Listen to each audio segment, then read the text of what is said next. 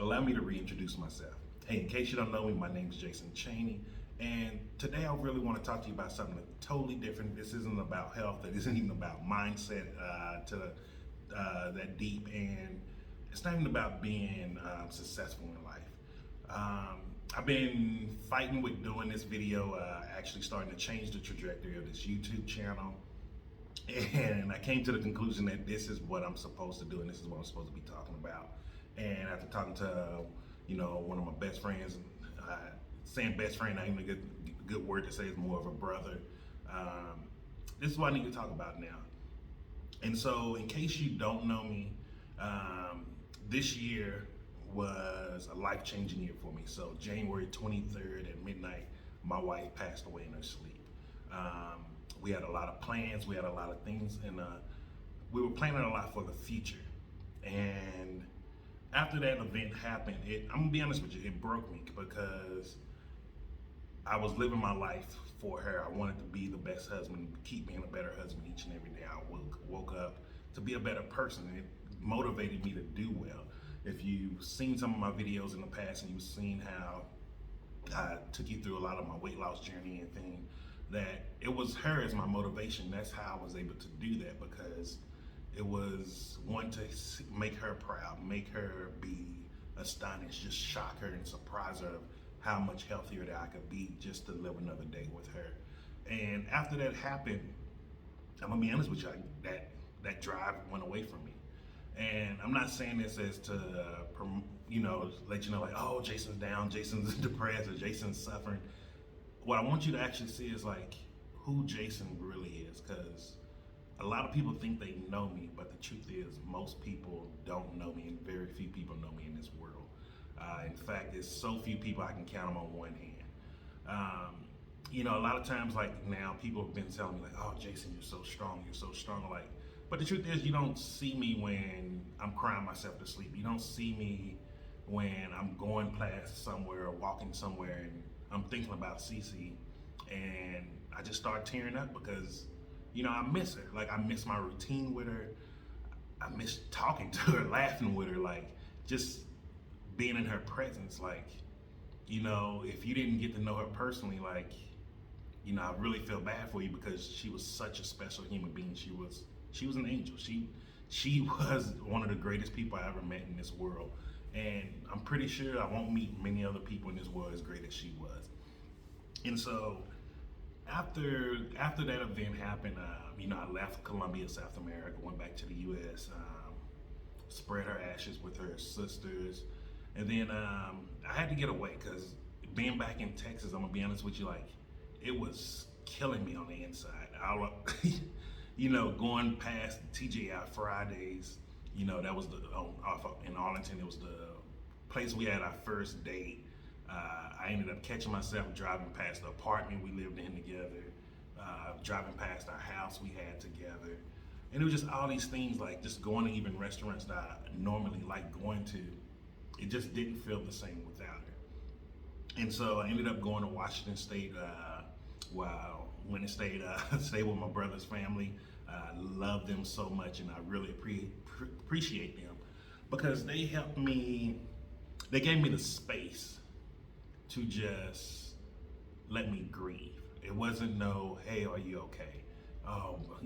People was coming around and they see me, and I could see the horror in their eyes of scared to talk to me, like, oh, is he doing okay? Is he doing it? And they gave me the space to where I could just grieve. It wasn't no, am I okay? It was like, hey, let's go do this.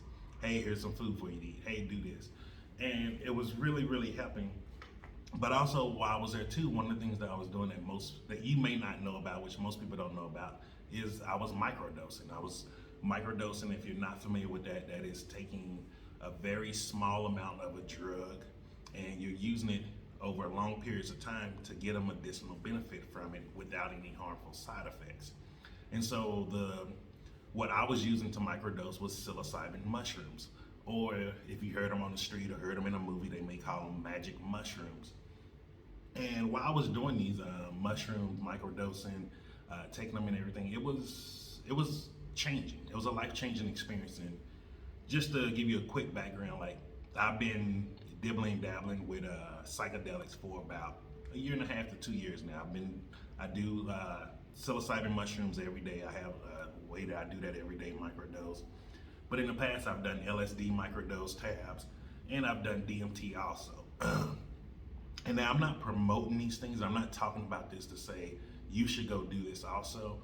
I'm just wanting to share my story, my experience, and I said back in the day, if I had a chance to do everything all over again, when I was going through my weight loss journey, I would have been open and honest and let people see what it really took. Because it's different when you see someone come from the other side than when you're seeing them go through it and achieve that goal. Because success really isn't what a lot of us are told it look like, and it sure as hell isn't what the school system tells us success is. It looks nothing like that. And so that's what I'm doing here now. Like, as you can see, I put on some weight. I put on about a good 25 pounds since January.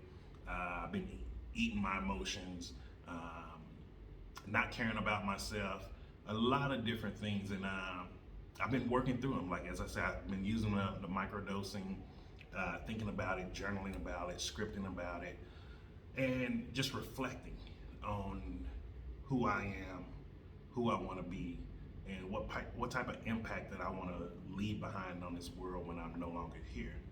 And the common denominator that I came to was I found out that I was deep down inside, I had anger towards CC leaving me.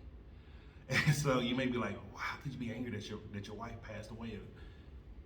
It's not about her passing away. It's just I felt abandoned. I felt alone. It was me and her against the world. We really was a Bunny and Clyde. We was traveling the world together, and not only traveling the world together, but we was building our legacy, our empire of CJC Wellness. We still have the CJC publishing branch, which part that is in Amazon, which is still doing great. Something that it's amazing that we were able to build it.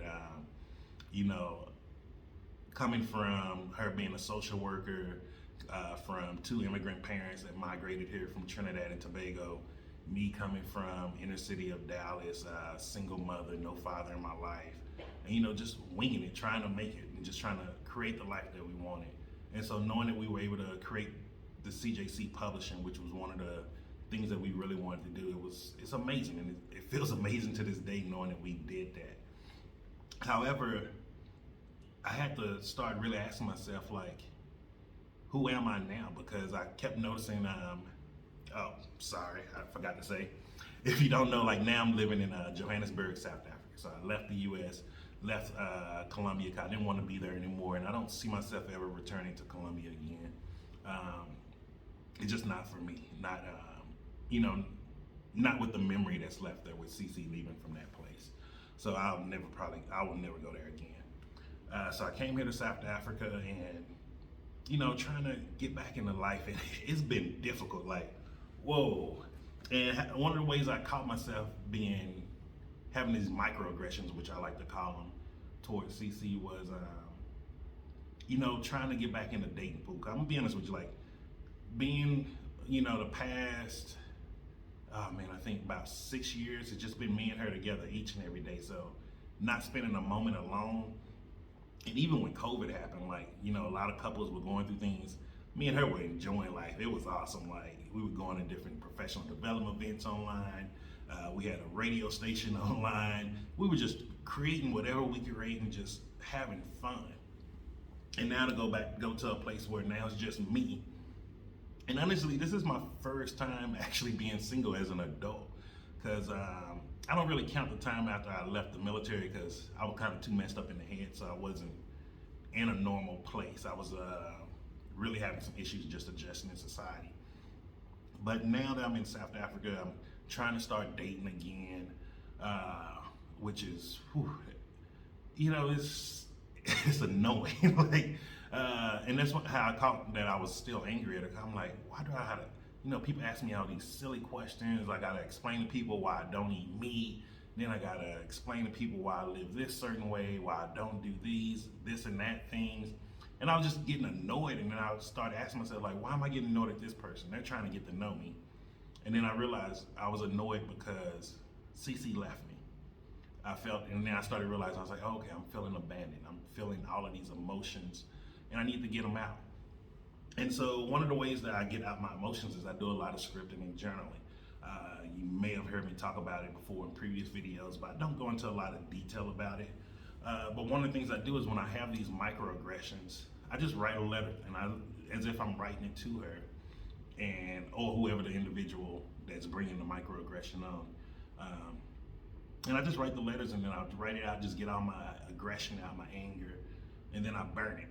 And then I write a new letter to myself about who I am, the attributes that I have, why I love myself, the things that I'm grateful for learning about myself.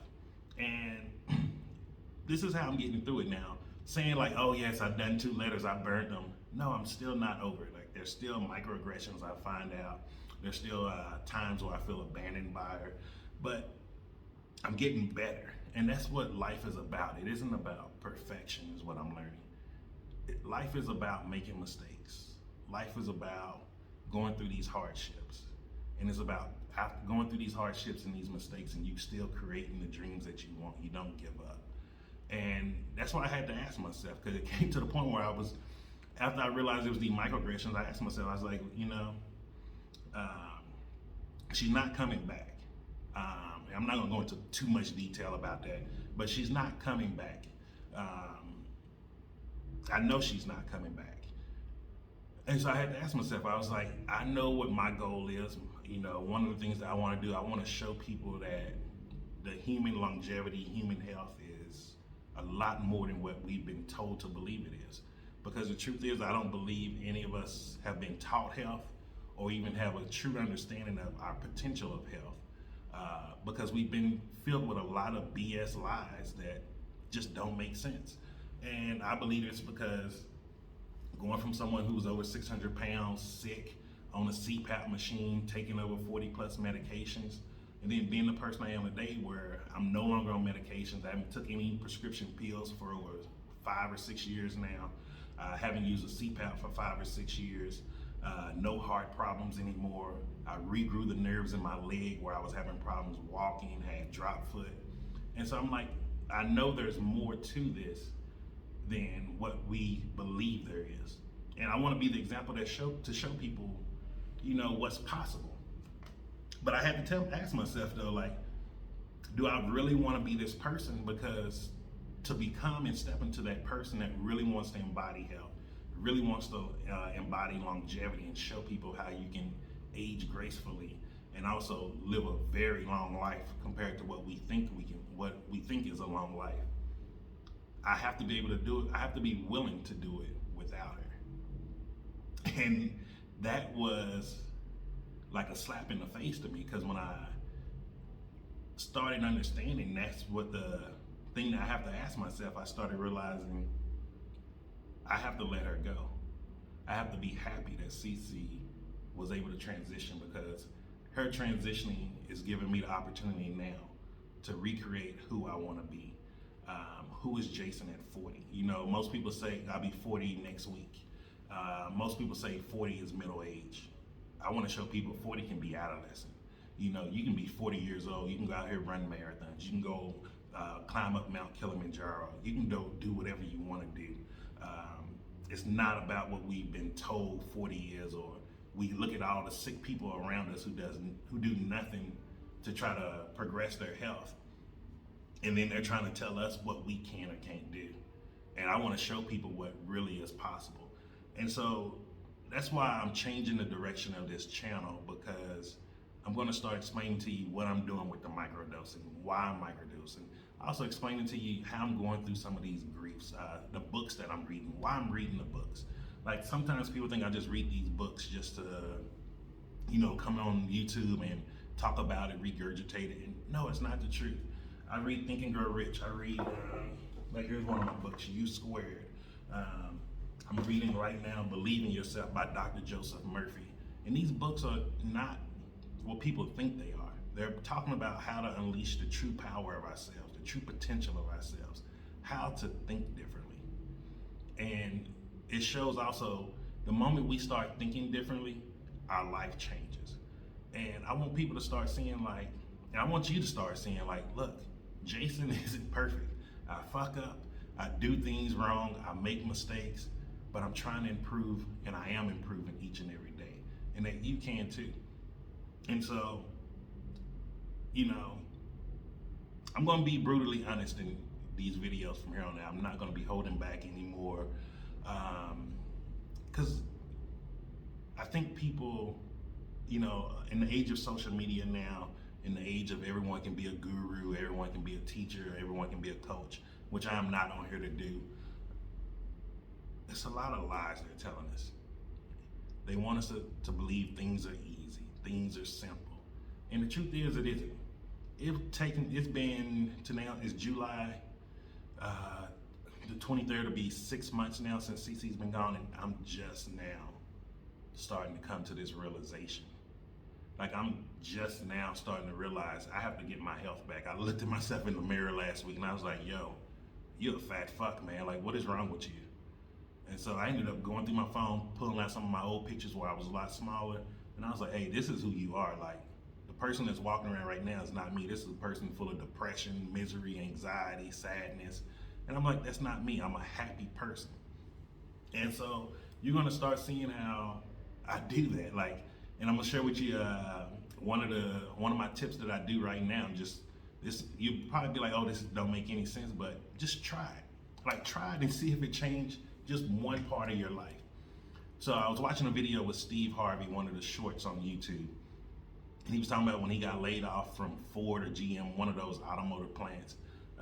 You know, he just didn't have the will to get up anymore. So one of his friends was calling him every morning at 5:30, like, hey Steve, man, today's a great day. I'm doing great. I see you doing great things too. Every day, every day. He said he did it for 27 days straight. Then Steve would just be like, oh, okay, yeah, hang up and go back to sleep. He said on the 28th day, the guy called me. He was like, hey Steve, the whole tone changed. He was like, look, man, you're a pretty miserable person. Each and every day you wake up negative, and then you wonder why your day's negative too. And when I heard that, I listened to it like 3 or 4 times. I was like, there's something into that. And I started realizing there were still parts of my day where I was waking up being negative. I was waking up not caring about other people because I'm sitting here wallowing in my so-called loss when it's not a loss. Like, Cece's in a better place. She's happy. She's where she wants to be, and I have nothing but the right to be happy for her. Also, I have no other right to. I don't have the right to feel any other way because it's her life, and she's in the place that she wants to be right now. And the truth is, I'm in the place that I want to be right now. I set a goal a year ago that I wanted to be 300 years or older, like to show people, like, man, there's things out here that we can do and be better. And so how I use that Steve Harvey video, so what I do is every morning my brother, I send him a message on WhatsApp, and I'm just like, hey bro, man, today is a great day. I'm doing great, man, and I see great things for you. And the funny thing is, it's been working. The days have been going great. It's been going better, man. And it's crazy how it works. So like, you know, one of the things, like if you're familiar with traveling, I've been moving around a little bit, if you can see from the videos. I want to find a place that I'm real comfortable in. So like this area is a nice area. The apartments are nice. It's the right size, because the first apartment I was in was just too big. I was uncomfortable. And I couldn't keep it cool because it's winter time here. But here is a nice smaller place, artsy area, real cool. However, it's a lot of clubs here. Not that the noise bothers me, because it's not noisy, but I'm not a club person. I like being more around financial districts, money, parks. Like that's just more of my taste. And so I was looking at apartments, and then it was just going bad. It was like everything was going negative.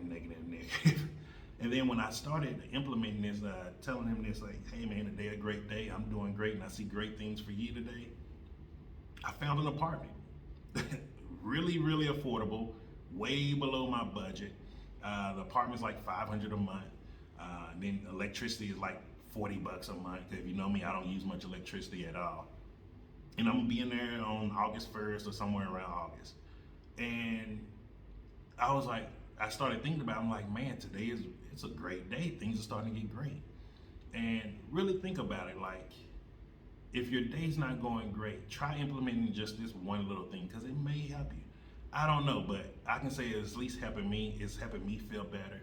And also, when my brother, he hits me up when he get up in the morning after hearing that message and just hearing the excitement in his voice, how happy he sound, and knowing that, just him having a happier day is gonna have him be a happier husband to his wife, be a happier dad to his kids. That makes me feel great, and it knows that it's a ripple effect of me putting good out in the world. So I know even more good is gonna come to me. And so I'm just gonna leave a video here today because I don't want to be rambling for like hours. But this is gonna be the new direction of the channel. It's gonna be a lot more personal. It's gonna be more videos of me really explaining some of my story, how I'm moving forward, even explaining like how I'm going through with the dating thing because it's a doozy. I don't wish this on anybody who's in a happy relationship because it's a doozy. That's all I can say. But have a great day. I will see you tomorrow. And let me just end it at this. Today is a very great day. I'm doing great things today, and I see you doing great things also.